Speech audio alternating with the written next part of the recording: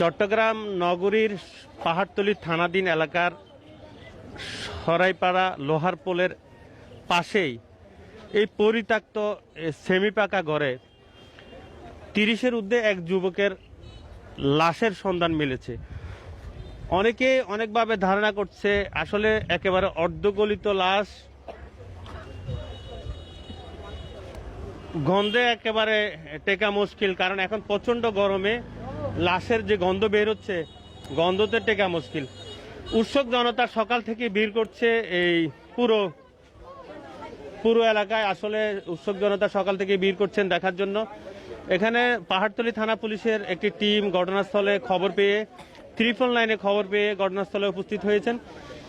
এখানে পিবিআর একটি টিম ঘটনাস্থলে এসেছেন। পিবিআর একটি টিম আমি যদি একটু দেখাই, আসলে 30-এর ঊর্ধ্বে অর্ধগলিত লাশের সন্ধান পেয়ে আসলে 999-এ ফোন দেন একজন ব্যক্তি। দেখতে পেয়ে আসলে এই লাশের পরিচয় এখন পর্যন্ত শনাক্ত হয়নি, তবে পিবিআই এসেছেন ঘটনাস্থলে। পাহাড়তলী থানা পুলিশ রয়েছেন, তারা আসলে কাজ করছেন।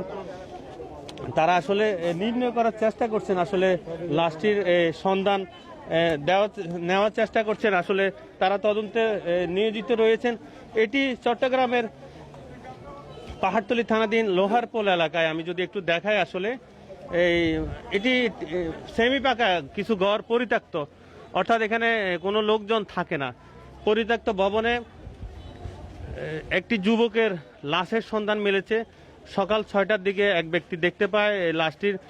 দেখতে পেয়ে 999-এ প্রশাসনকে খবর দিলে পাহাড়তলী থানার একটি টিম ঘটনাস্থলে এসে তদন্ত শুরু করেন। এরপরে পিবিআই এসেছেন। আসলে এখন পর্যন্ত তারা নির্ণয় করতে পারে না লাশের পরিচয়, বা এলাকাবাসীও কেউ চিনতে পারছে না এই যে লাশটি কোথা থেকে এসেছে বা কে এই ব্যক্তি, তারা আসলে কেউ বলতে পারছে না। তবে পুলিশ প্রশাসন কাজ করে যাচ্ছেন। তারা আসলে এই ময়নাতদন্ত শেষে আসলে লাশের পরিচয়টা নির্ণয় করা সম্ভব হবে, তেমনটি আসলে এই আইনশৃঙ্খলা বাহিনীর পক্ষ থেকে বলা হয়েছে।